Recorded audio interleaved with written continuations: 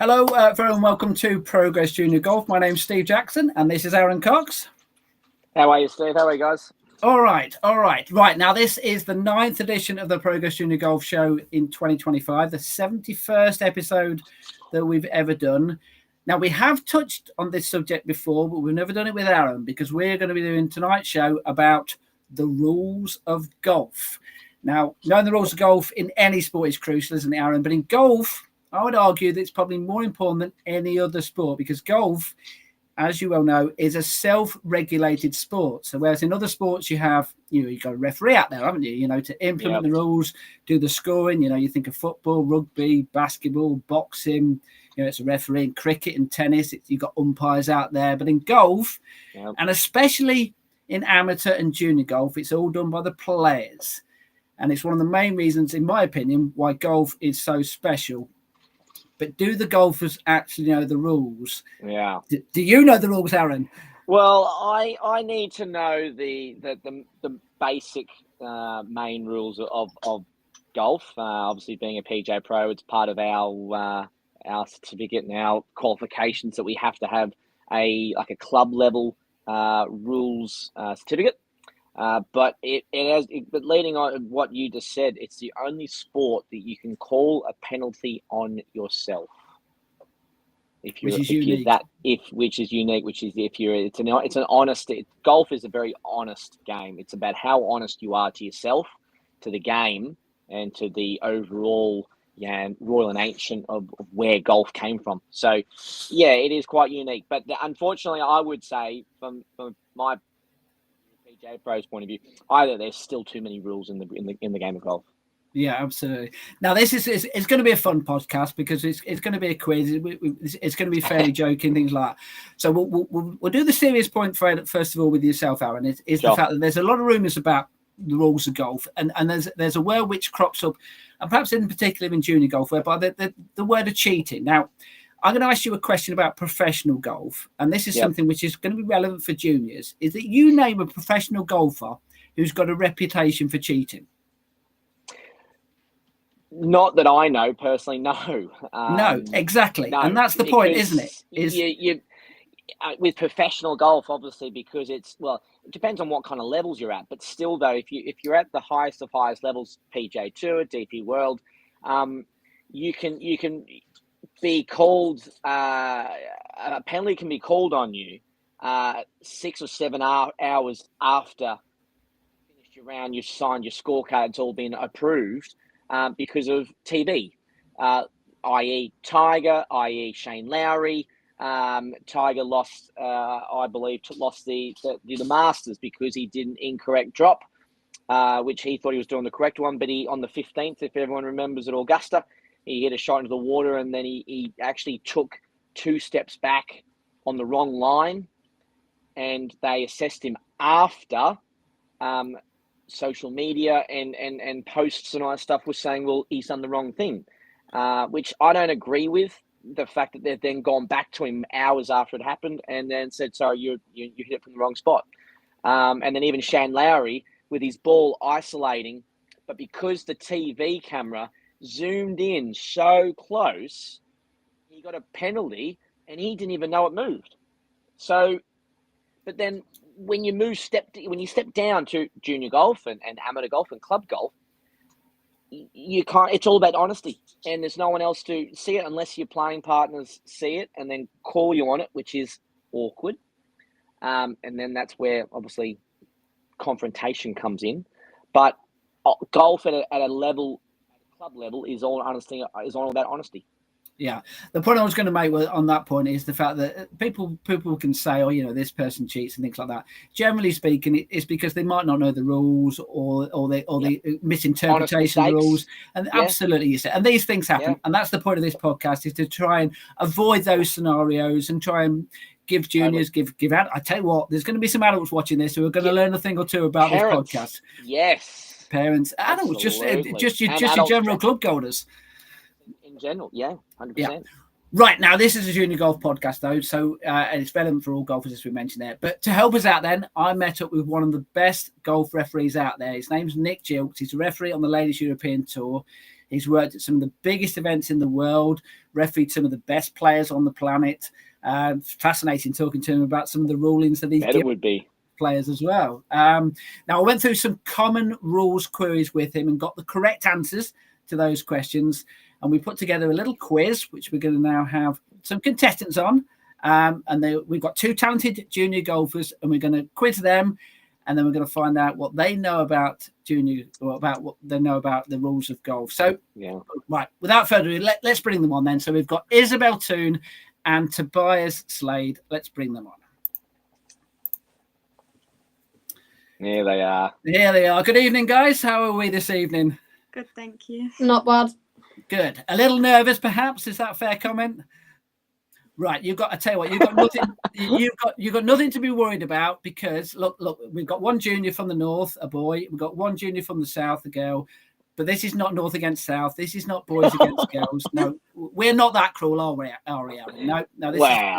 This is going to be a fun evening. No, this is all about the coaches, because Izzy is coached by former England Golf Coach of the Year, Aaron Lansbury, and Tobias is coached by another former England Golf Coach of the Year, Aaron Cox. So there's absolutely no pressure on you two, because this is all about the 2 Aarons. This is about how good they are at teaching you two the rules of golf, and we shall find out whether they've been any good at it or not. But right, just a quick question then for both of you. Then how much do you think you know about the rules of golf? Then you first, then Tobias. How much do you think you know? Probably the basics. Is that what you taught him, Aaron? Well, yeah, you try and get into a bit more specific stuff and specific rules, but from where Tobias is obviously at Tobias's point of his golf and his junior golf, having that knowledge of the basic rules that he would probably come into most games, they're the main ones that I try and make sure that the kids know. Yeah. And what about you? Is it very similar with yourself? Very similar. Very similar. Actually, we ought to put just to let you know who Aaron Lansbury is. This is Aaron Lansbury. He's, like I say, a fantastic coach. Does wonderful work with junior golfers. Got a lot of people who and has been on the podcast previously as well. So someone who we enjoy on the Progress Junior Golf. Right. Okay. So let's get some videos on. Let's get some questions then about the rules of golf. I mean, we've got a lot to cover. I know Aaron might want to leave us about 8 o'clock, so we're going to try and fit in as many rules questions as we can between now and then. But first things first, let's meet our referee. My name is Nick Gilks. I'm a PGA professional at Bramcote Waters Golf Course, and I'm a referee on the Ladies European Tour. Okay, so that's Nick then. So someone who should know a little thing or two about the rules of golf. So what we're going to do then, we're going to have a question, and then I'm going to give you 4 possible answers. It's going to be A, B, C, or D. All I need you to do then is just hold up on the screen A, B, C, or D on a piece of paper. Let's do a bit of a practice. Just hold up a piece of paper to say whether it's A, B, C, or D. So Tobias has got an A and Izzy's got an A. Right. So let's find out with the first question then. So right. First of all, we'll play a few videos as well, just to give you a bit of a taster about what the question is about then. So this is what the first question is about.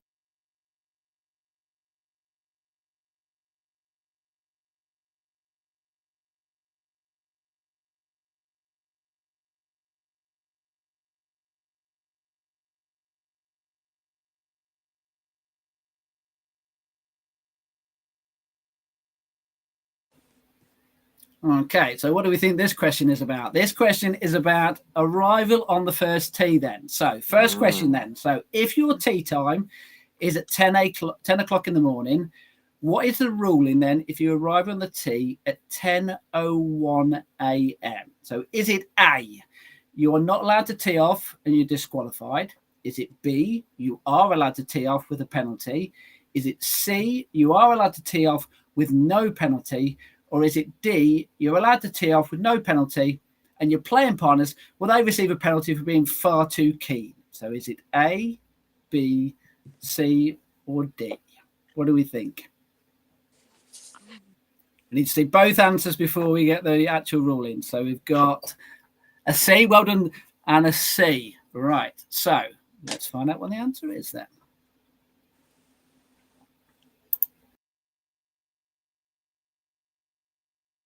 It's a 2-shot penalty for teeing off late on the tee. You are allowed to play. If you're more than 5 minutes late, then you are disqualified. My advice would be to arrive on the tee immediately after the group ahead of you, or if you're first off 10 minutes early, to make sure you're on time and ready to play. Okay, so the first answer was B, and you both went for C. So we made a good start here, haven't we? So we've got the first question wrong straight away there then. So, okay, so just on that point then, Aaron, we had some very good advice from Nick there, but obviously there's something which he added to me afterwards, and that's if you are 5 minutes, well, he just mentioned that, 5 minutes late, then you do get disqualified. So you've almost got like a 5 minute window there. But you've seen this before, I'm sure Izzy has, I'm sure Tobias has, whereby you stood on the tee and someone turns up bang on the dot. So what would your advice be as far as that is concerned? Well, it's as he said quite rightfully, if you're first off, then you want to be there 10 minutes prior to your tee time. But if you are obviously in the middle of the field, then you want to make sure that as soon as you see the group in front tee off and start walking, bang, you hightail it straight down to that tee and to tee off. Now, I do that with Tobias and the guys here at Blackwell. As soon as I see the guys starting the walk, or I hear the last tee shot, I go, right, guys, off you go. Down you go and be ready. So as soon as they can get down there, swap cards, go through their bags, get their tees and balls sorted and get their bags ready. By the time they do all of that and the preparation to get their tee shot underway, the group in front are now out of sight or out of distance for them to go straight to the tee and bang tee off. So you both now know you might get a penalty if you don't turn up on time. So there's one for you to learn for the future. Right. Well, okay. So Aaron, what are the scores so far? 0-0. 0-0. Okay. All right. So it's still level then. So that's the positive. The fact that no one's leading at the moment. Right. Okay. Second question then. This is all about this.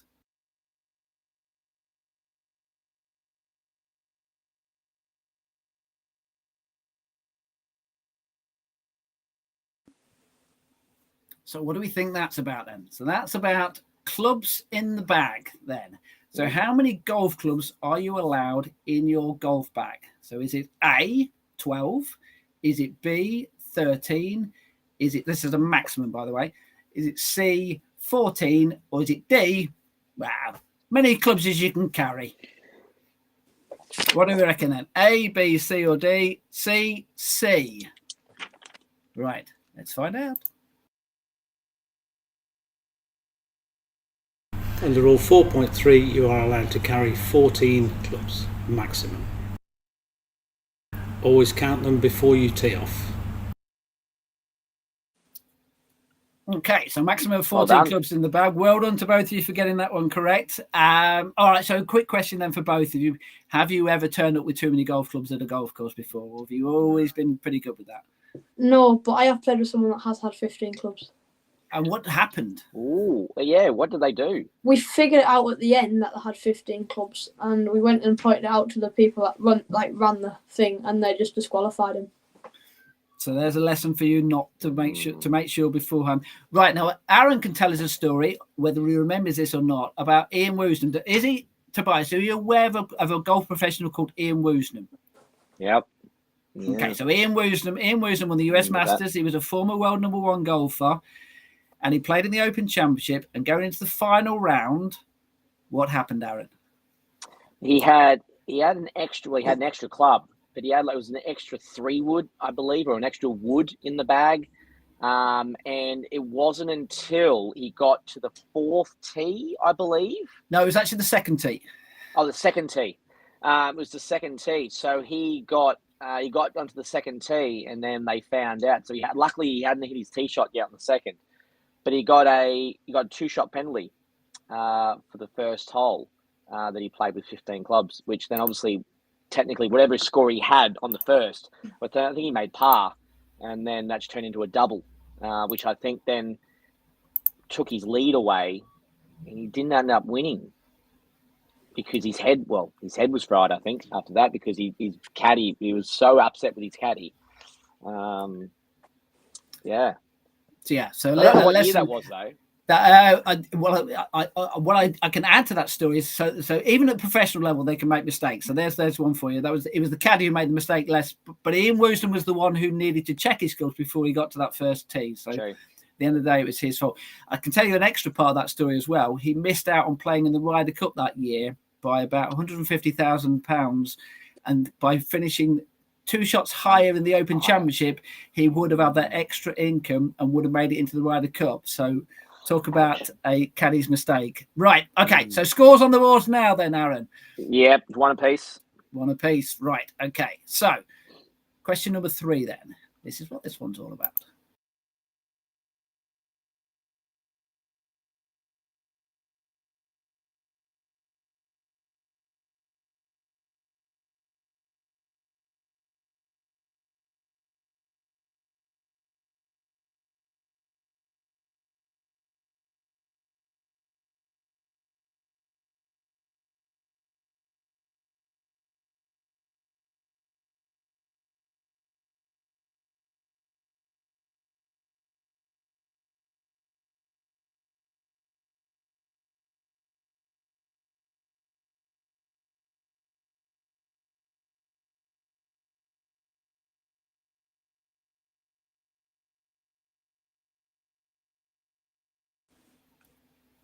Okay, so what do we think this is about? Now, this is about playing from the wrong coloured tees. So if you hit a tee shot in the correct position, but from the wrong coloured tees, what is the rule in there? So is it A, you need to re-hit your tee shot, but there is a penalty? Is it B, you need to re-hit your tee shot, but as long as you do this before leaving the teeing area, there is no penalty? Is it C, you need to re-hit your tee shot, and as long as you do this before another player tees off, there is no penalty? Or is it D, well, you're allowed to tee off from wherever you like, no penalty? A, B, C, or D? A. Let's find out.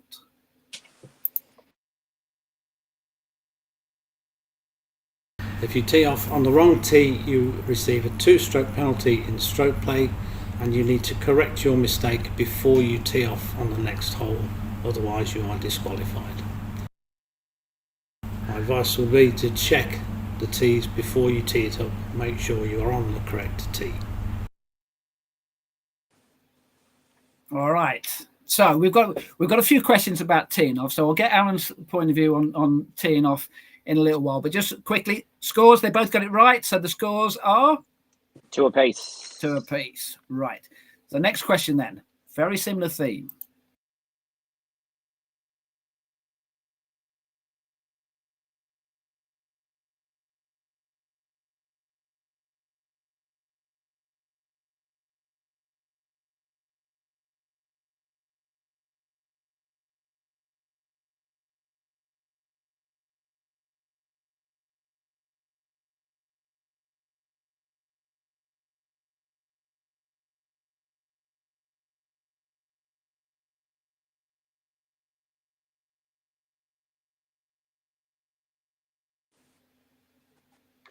Okay, so this is about teeing the ball up in front of the tees then.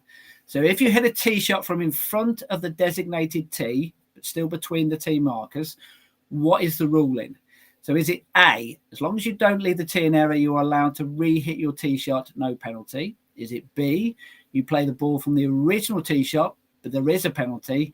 Or is it C, you need to re-hit your tee shot, but there is a penalty? Or is it D, well, once again, you're allowed to tee off from wherever you like, no penalty? So A, B, C, or D? C. All right. Let's find out. If you tee off in front of the tee markers, you are penalised 2 strokes, and you must correct your mistake and tee off inside the teeing area.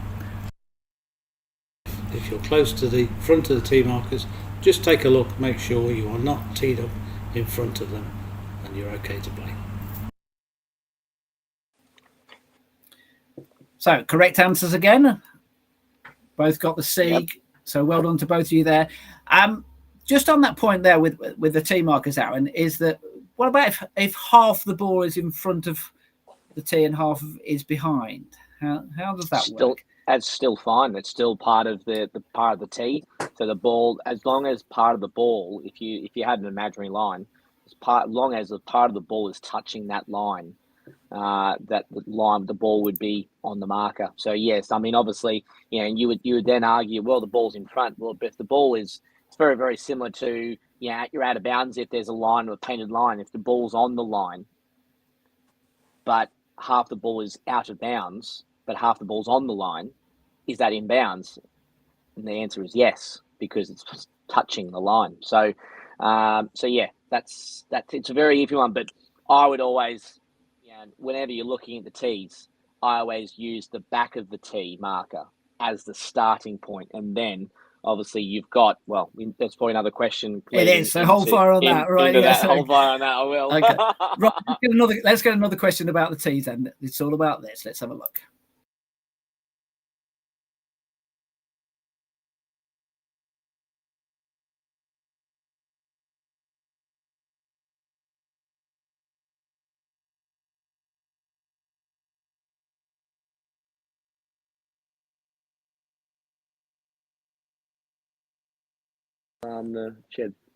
Okay, right. So feet outside the tee markers then. So if you hit a tee shot with your feet outside the designated teeing area, what is the ruling?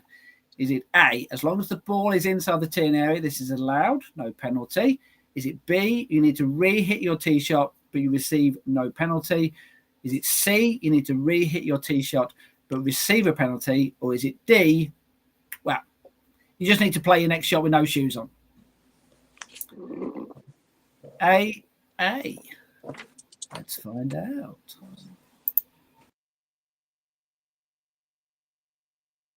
You are permitted to stand outside the teeing area to play the shot, but the ball must be within the teeing area. And it's actually a key point, isn't it, Aaron? They're both right, so well done to both of you there. But it's a key point, actually, because sometimes the teeing area might be better off to put the ball right on the edge of the teeing area. It might open up the hole a little bit more, so therefore make use of the whole teeing area. That's correct. Yeah, course management, being able to see the line of the hole, if it might be a better angle for a ball flight, whether it's left to right or a right to left, it might be an easier shot for you to stand your feet outside the markers and the ball to be inside the markers. At the end of the day, what he said was, as long as the ball's inside the markers, behind the markers, then that is A-okay. Right. What's the score so far then, Aaron? It is 4 all. 4 all. Okay. Next one then. Still talking about those tee markers though.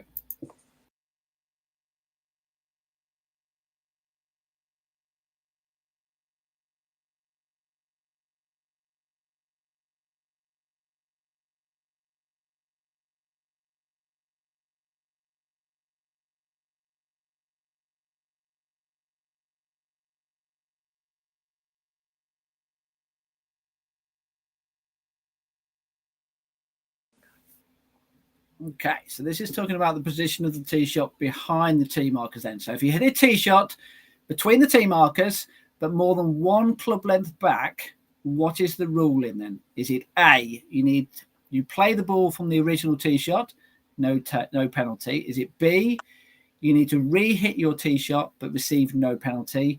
Is it C, you need to re-hit your tee shot but receive a penalty?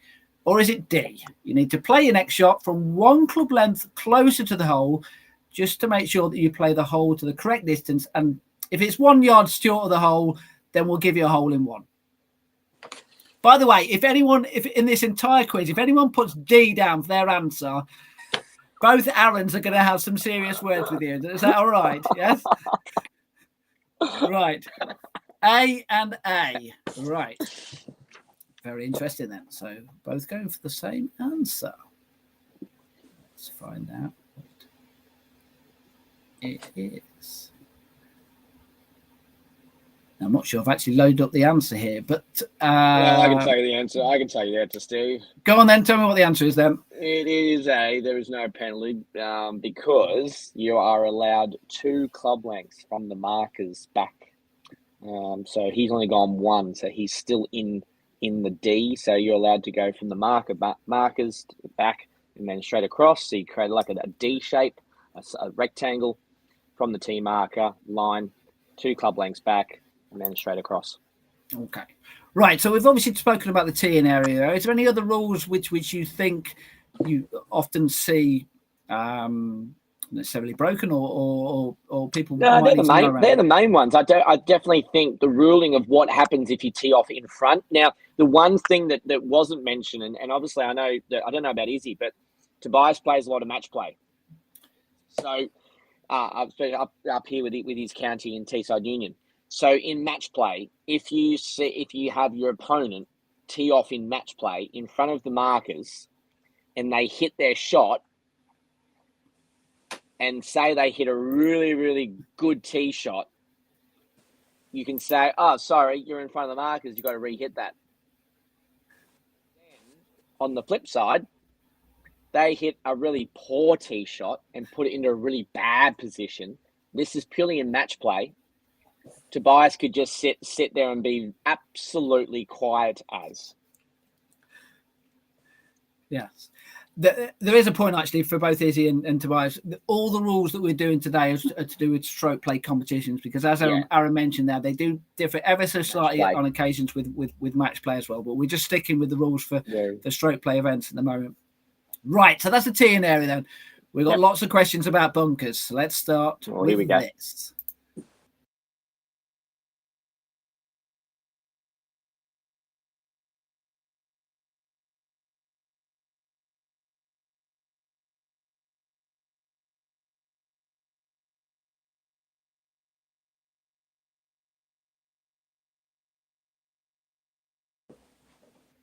Right, so that's unlucky. We've all had it, haven't we? Right, you get to the ball, it's in the bunker, and it's in a footprint. So what is the ruling then? Is it A, the ball can be replaced by dropping it no near the hole, no penalty? Is it B, the ball can be replaced by placing it within 6 inches of its original spot, no near the hole, no penalty? Is it C, like we saw the player there, you play the ball as it lies in the bunker? Or is it D, well, your ball obviously would have made it all the way onto the green had it not been for the bunker being raked badly. So I'll tell you what, we'll allow you to throw it onto the green, then no strokes added then. A, B, C, or D? We have a C and we have a C. Let's find out. If you find your ball in the bunker in a footprint, there is nothing you can do. The ball is in play. You need to play it as it lies. My advice would be to make sure you rake the bunker after you've played a shot and smooth all your footprints for the next player to come along and play from a good lie. Duty of care, that one purely is. Because it's very unfortunate. Like, if you get yourself, and we've all been, even myself, like in professional events, and you watch it on TV, it still happens. But you get yourself into a footprint, and you want to kind of look after A, the bunker, but B, duty of care on the golf course. Rake the bunker, and you'd hope to think that people would do the same for you. Right, another bunker question then. This is what it's all about.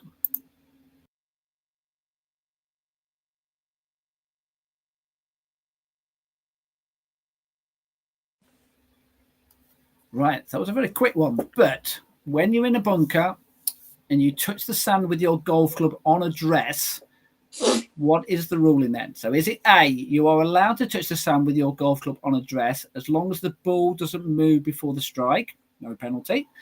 B, you are allowed to touch the sand with your golf club on address as long as you continue with your full swing and play the shot, no penalty?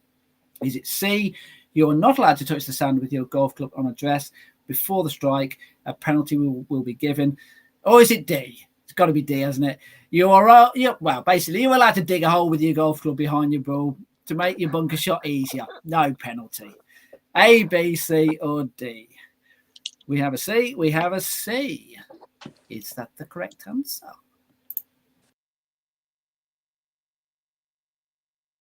If you ground your club in the bunker by touching the sand either immediately in front of or immediately behind the ball, you receive a 2-stroke penalty. Make sure you hover the club above the sand before you make your stroke. Okay, correct answers there. So well done, guys. Scores on the board, Aaron? 7 apiece. Still 7 apiece. Right. Okay. So we're not going to video this, but it's a very similar question, but it's ever so slightly different though. So right, when you're in a bunker and you touch the sand with your golf club on your backswing, what is the ruling? Is it A, you are not allowed to touch the sand with your golf club on your backswing, a penalty will be given? Is it B, you are allowed to touch the sand with your golf club on your backswing as long as the ball doesn't move before the strike, no penalty?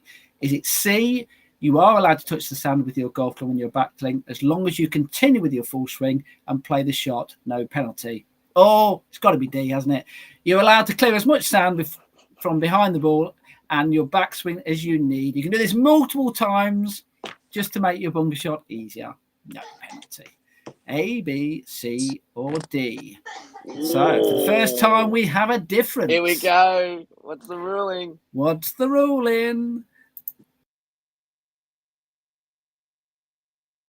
If you ground your club in the bunker... No, not that one. It's this one. If you catch the sand with your swing on the backswing, there is a 2-stroke penalty. Just make sure when you take your backswing, you don't touch the sand. So so the answer was A, and we had a B and a C there, Aaron. So that's one where I thought people might get caught out. So what was the B and C answers again? So the B answer was the fact that you are allowed to touch the sand with your golf club on your backswing as long as the ball doesn't move. And C was you're allowed to carry on with your backswing as long as you continue with your full swing. But actually, okay. But actually, it is a penalty, and I think that's one which probably catch not just juniors, but I think that'll catch a lot of players out, wouldn't it? Oh, absolutely. I mean, it's like probably that would be in relation to, say, when you're at a tree. And if you swing and the tree snaps, if you keep going, no penalty. If you stop, it's a penalty because you've actually improved your backswing. So that was potentially that's where the thought process may have gone to for Tobias and Izzy there. But yeah, at no point are you allowed to touch the sand at any point. Only things you're allowed to touch. Only parts of you that can touch the sand is actually your feet when you are walking in the bunker. Actually, so I'm going to ask Izzy and Tobias this then. Is that something... the reason why we didn't get a video of that is because it's actually quite difficult to kind of prove that in the sense of in the video to show someone touching the sand on the backswing. But is that something whereby you've ever seen that in a round of golf before? No? Not really. No, I suppose... You have. Okay, I was going to say perhaps as well, with links bunkers whereby they're very steep and things like that, whereby a lot of sand in it. I don't know, I've got to admit, it surprised me when I read that rule as well. So I was playing in a professional event and a player on his backswing, from what I saw, and unfortunately we're playing in a 2-ball, so it was literally his word versus my word. And unfortunately, the last 10 holes were very, very icy. Right. Another bunker question then. Let's move on to this one.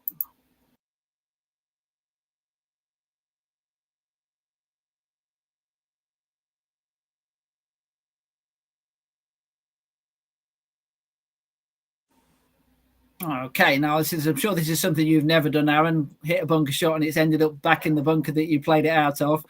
But this one's rolled back into your own footprint then. So after playing a bunker shot, the ball's rolled back into your own footprint or the original spot that you played it from in the bunker. What is the ruling then? Is it A, you're allowed to drop your ball no nearer the hole, no penalty? Is it B, you're allowed to place the ball within 6 inches, no near the hole, no penalty? Is it C, you've got to play that ball again as it lies in the bunker? Or is it D, well, you've already played one bunker shot, so you know what you're doing now. Therefore, you're allowed to throw the ball onto the green. A, B, C, or D. C and C.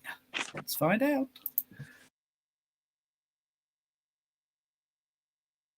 If, having played a shot from the bunker, the ball rolls back into either your footprints or the splash mark from your original shot, then unfortunately the ball is in play and you need to play from that spot.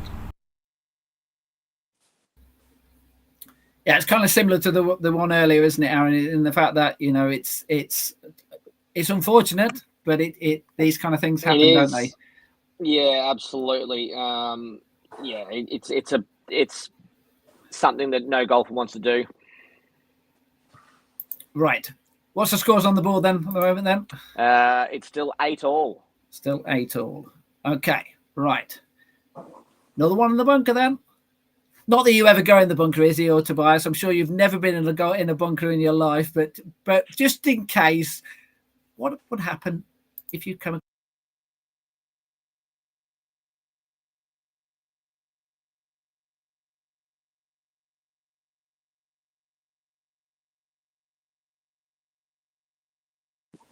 Ooh. Oh, yeah, exactly. Ooh. Right. So your ball comes to rest against a stone in the bunker. You remove the stone and the ball moves. So what is the ruling? Is it A, you must replace the ball to its original position, no penalty? Is it B, you must replace the ball to its original position with a penalty? Is it C, you play the ball as it lies now in the bunker with a penalty? Or is it D, well, if the stone hadn't been in the bunker in the first place, your ball obviously would have missed the bunker. So once again, you can throw it onto the green, no penalty. A, B, C, or D.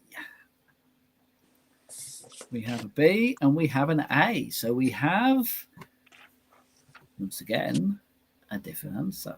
Let's find out.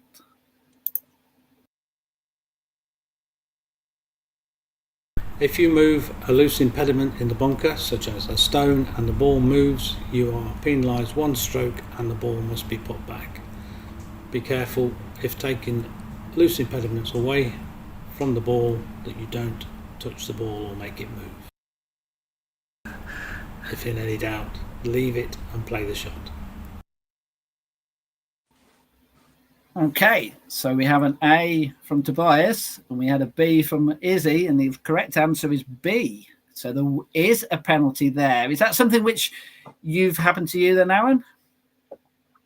I don't personally think so. I don't think I've moved.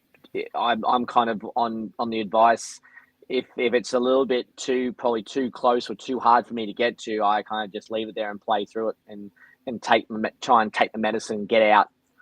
Because the momentum of my club will sometimes, 9 times out of 10, be, well, a lot bigger than what the stone's going to actually do to the ball.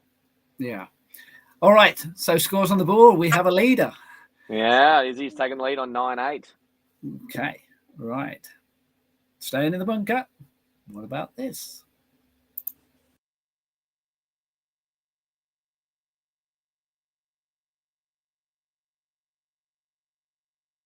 That's not. Did that play? Yep. Yeah. Right. So ball resting against the rake in a bunker then. So your ball comes to rest against the rake in the bunker. You remove the rake and your ball moves. What is the ruling then? So A, you must replace the ball to its original position, no penalty. Is it B, you must replace the ball to its original position with a penalty? Is it C, you play the ball as it now lies in the bunker, no penalty? Or C? You wonder who put that rake in that ridiculous position in the bunker. Now, it's obviously in the wrong place, and therefore you are entitled to throw your ball onto the green, no penalty. A, B, C, or D. It's either A or B.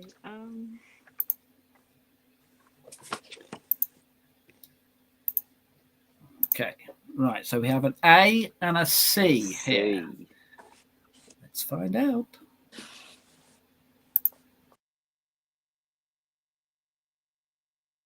If your ball is up against a rake in the bunker, best practice is to mark the position of the ball before you move the rake.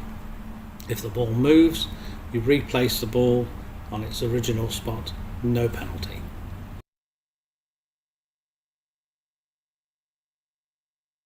Advice is to mark the position first so you know exactly where the ball will go back should it move. Okay, so we had a correct answer and we had an incorrect answer then. And who got the correct answer, Aaron? Well, I was going to actually ask you what were the actual answers again. So the correct answer was A, and Izzy I think went for an A, and I think Tobias went for a B. So yep. Okay. So so the ball, as he said, the ball, there is no penalty because it's obviously it's an outside, it's a rake, so it's not a obstruction, or it's not a loose impediment. It's a man-made object. So with the balls up against a rake, you are allowed to move the rake. The ball does move. You are allowed to put the ball back into its original position. No penalty.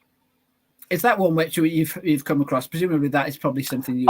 Yeah, it happens. It gets, quite frankly, it happens a lot purely because, Steve, people put the rakes in silly spots.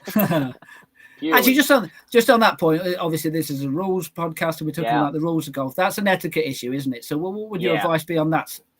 So my rule of thumb is an etiquette thing is with the rake, when you're finished and you're outside the rake, I kind of like toss the rake back in the middle of the bunker, aiming on the order of play. So in other words, aiming the rake at the flag. Because then the ball's going to get to the middle of the bunker, and if it does then sit up against the rake, it's in the middle of the bunker. It's not on the side. Okay, right. So what's the score? 10-8 to Izzy. 10-8 to Izzy. Right. Okay. Gap is widening, Tobias. I'm blaming the coach. So did I? Right. Let's have a look at the next one then. So.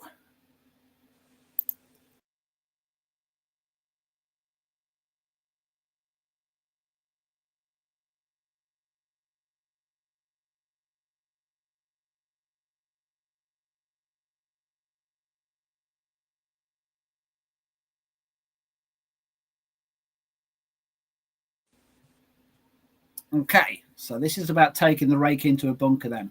On entering a bunker to play a shot, you pick up the rake and you drop it in the sand. What is the ruling then? So is it A, you will receive a penalty for testing the sand? Is it B, you will receive a penalty for testing the sand, but only if the rake was outside the bunker beforehand? Is it C, you receive no penalty?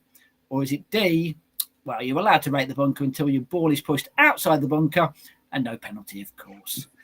A, B, C, or D. So we have a C and we have a C. Let's find out.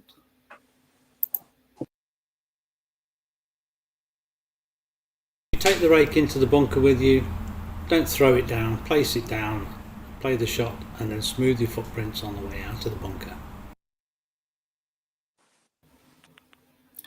Now, my understanding, I think this rule has actually changed ever so slightly as well, I think, hasn't it, Aaron? Because I don't think you really were supposed to be taking rakes into bunkers and dropping them in the sand. You were supposed to really leave it until you played your shot. But I think they might have adapted that rule in recent years. Yeah, I think that's mainly for, speed of play.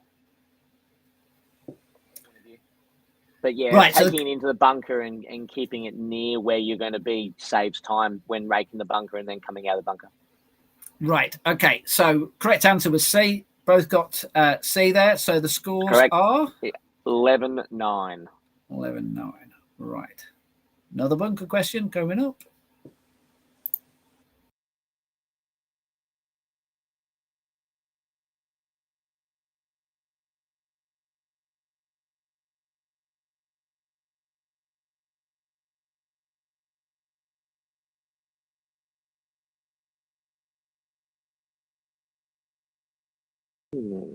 Ooh.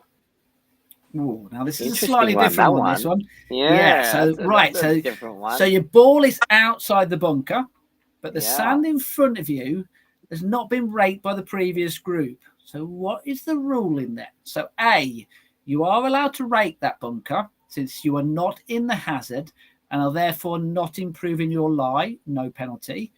B, you are not allowed to rake the bunker since it's in your line of play and you will receive a penalty. Is it C, you are allowed to rake the bunker, but if your ball then ends up in the bunker, you will receive a subsequent penalty? Or is it D? Well, you clearly want to maintain the golf course, so rake the bunker and then throw your ball on the green just to avoid the potential of having to rake it again if you go in the sand. No penalty, of course.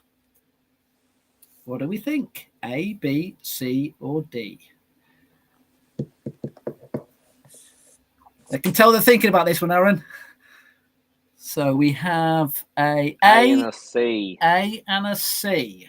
Right. Okay. So question number 13. Who's been lucky with this one?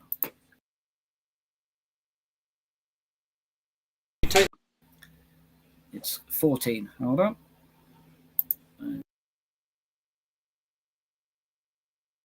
If the bunker is on your line of play and the footprints in the bunker are on your line of play, then you need to leave them and play the ball as it is. Okay. So we have an A and a C, and the correct answer was B. You are not allowed to rake the bunker since it's in your line of play and you will receive a penalty.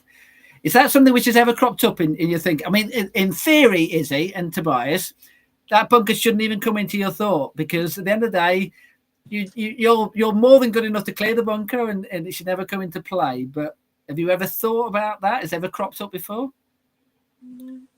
Not really, no. Not really, but you.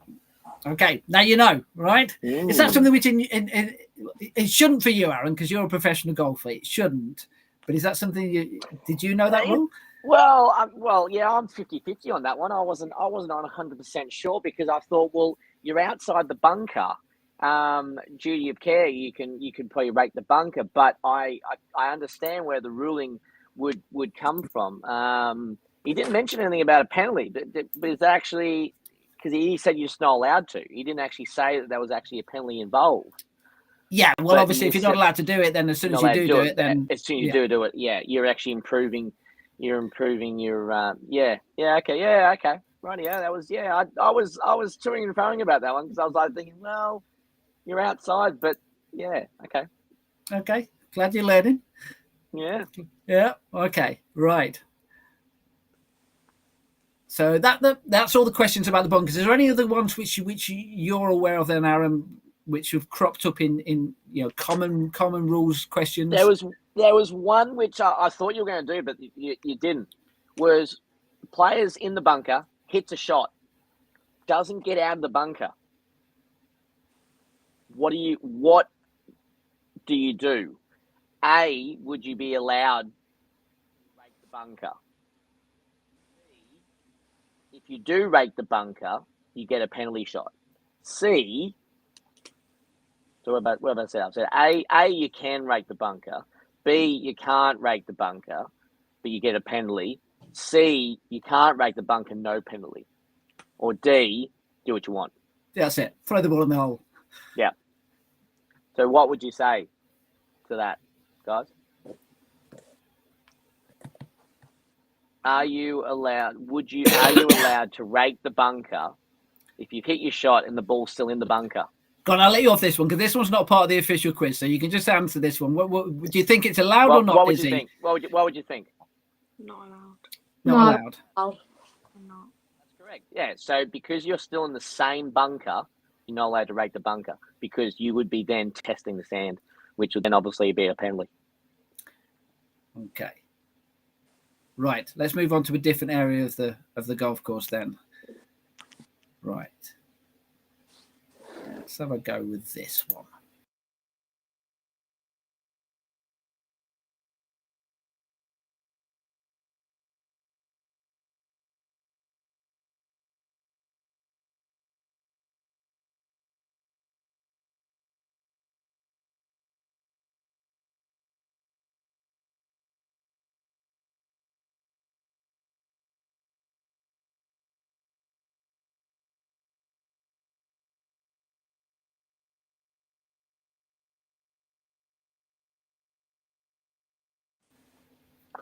Okay. Cardinal sin.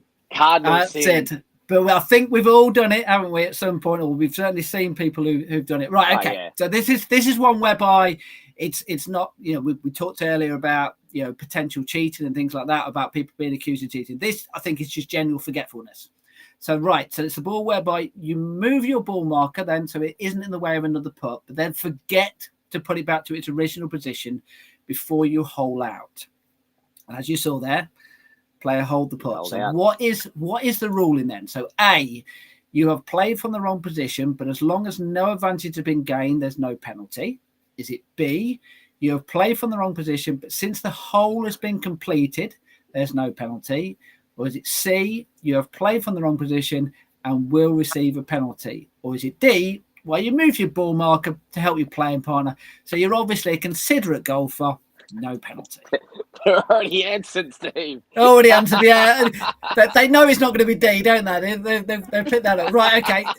But are they right? Are they right? Okay, let's find out.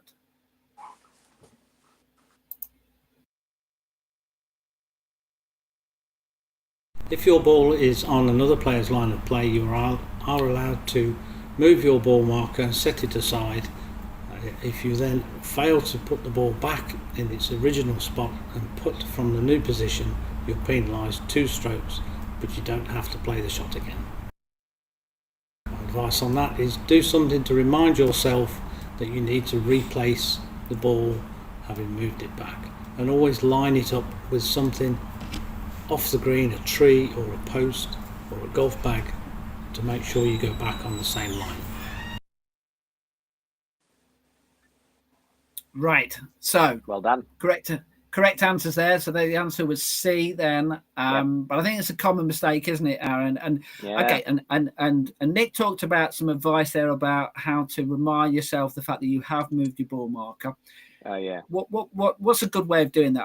I've heard a good way is flipping your coin over or marker over, so therefore it's always on one side. So let's say, for example, if you have a blue marker on one side or white on the other, then know, hold on a second, why is my marker the opposite way around?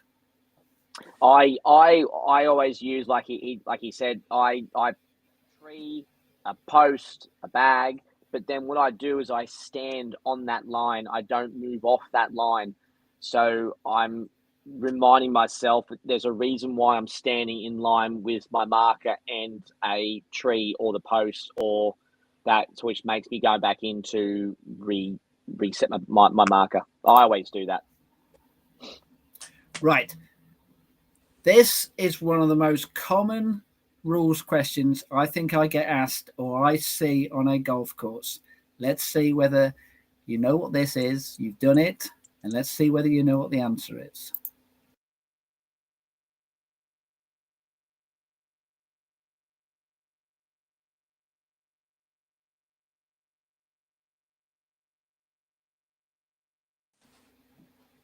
So then, you've got a putt on the green and it hits another player's ball on the green.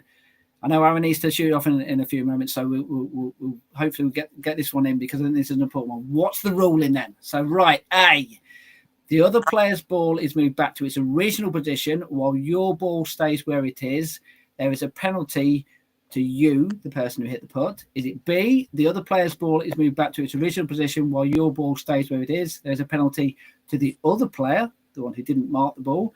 Or is it C, the other player's ball is moved back to its original position, your ball stays where it is, and there's no penalty for either player? Or is it D, well, you are rewarded for your accuracy in hitting another ball by being given your next putt on the next hole? A or A? Let's find out whether you are correct.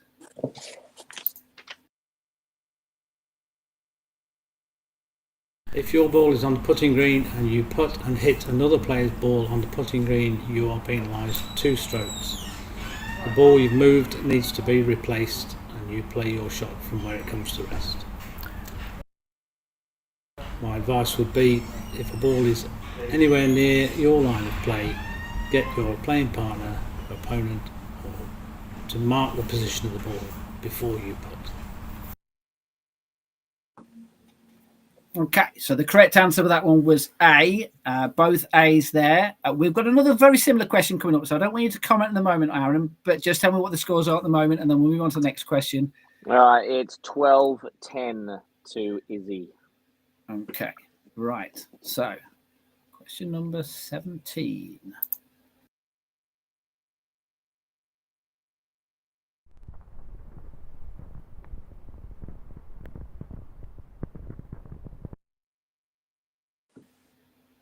Okay, now it wasn't the best of clips because actually the ball was supposed to hit the other ball, but Right. but anyway, so you put from off the green this time, hits another player's ball on the green.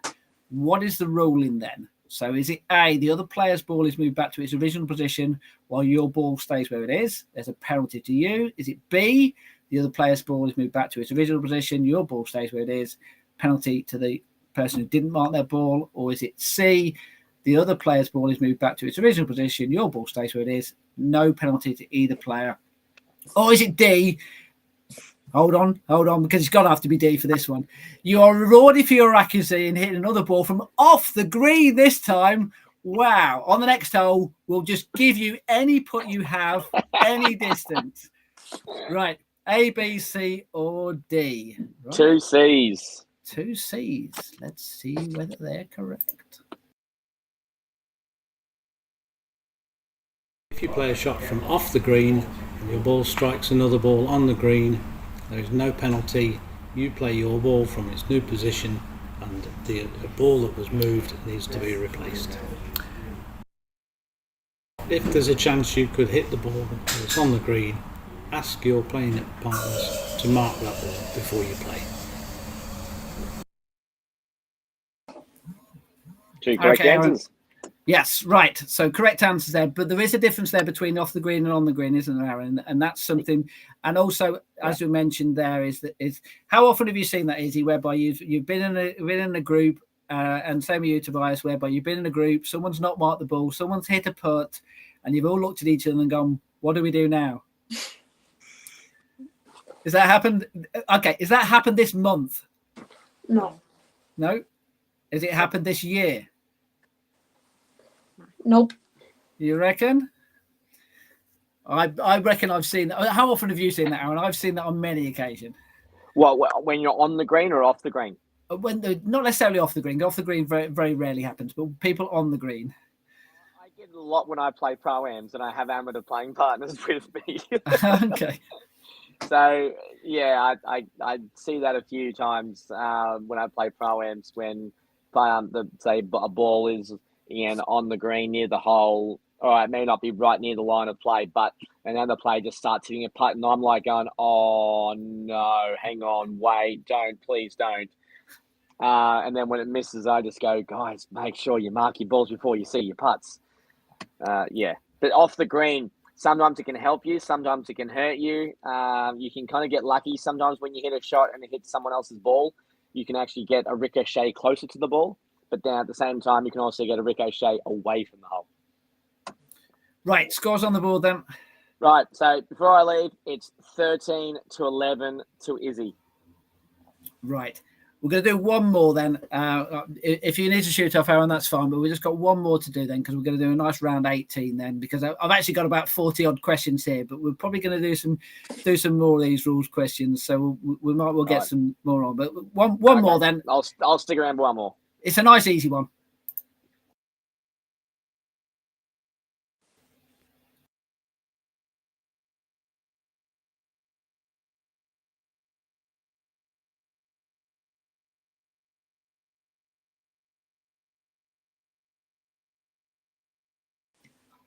Oh, the bane of our lives. So it's a rule.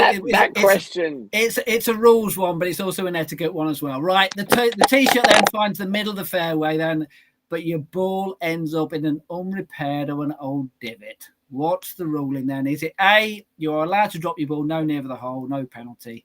B, you're allowed to place the ball within 6 inches, no nearer the hole, no penalty? C, you got to play the ball as it lies? Or is it D, you divot? Well, it stopped your ball going 30 yards further, so you're allowed to move it 30 yards further down the fairway for no extra shots then. A, B, C, or D? And they've all gone 4C. If your ball on the fairway finishes in a divot, unfortunately there is nothing you can do and you have to play the ball as it lies. My advice would be always replace your divots, whether it's on the fairway or in the rough. Always put it back. It's like an Right. etiquette duty of care thing again, going back to like with the footprints in the bunker. This is like looking after the golf course, but also giving your other playing partners, although you may be playing against them and you want to beat them, but it's a little bit of etiquette that you keep the course after you hit a shot. You put the sod back in the grass, or if you're using sand, you fill the sand up, fill the divot up with sand. And unfortunately, it's a very contentious question, that, because it gets brought up every year with R&A about divots, and even Jack Nicklaus himself says that divots should be GUR. Good luck trying to police that and trying to prove the fact that it's a divot and all that type of thing. But okay, right. So 18 questions then. What's the final scores then? The final score, drum roll, we have a winner of Izzy on 14 and Tobias on 12. So the winner then is today is this coach, as opposed to that coach. This coach. That coach, right? Okay, so just a quick one for Izzy first of all. Then, as far as the rules are concerned, what have you learned with our little mini quiz then? I've learnt some new rules Okay, good. that I didn't know. I think that's about it. Okay, well that's good. That's a good sign. What about you, Tobias? Then, because obviously you need to have a word with your coach and try and make sure that he's teaching the proper rules to you. It's mainly just the rules in the bunker. Couple Okay. of them I didn't know. Well, to be fair to you, that you've never been in a bunker before, have you? You see, so I wish. yes. Right. Look, I really appreciate you coming on the podcast. I hope you've enjoyed it. Try to be as much fun as possible. The one thing we have to say, Aaron, is the fact that rules are there for a reason. They're there to obviously to try and make sure that we all play as fairly as possible. But they can help golfers as well, because if you know the rules, it can benefit you as well when you're out there. You can use the rules to your advantage. Absolutely. Yeah, absolutely. Okay, fine. Right. So that wraps up this. And so this is a rules quiz podcast we've done. The podcast for next month, and we're going to do we're going to do a review of the season. We're going to look back at the events we've run this year. Some of the competitions we've won, some of the competitions that we've been to, the Champion of Champions, whereby there's at least one person in this who's played in that this year. So we might mention that. I'll give you a clue.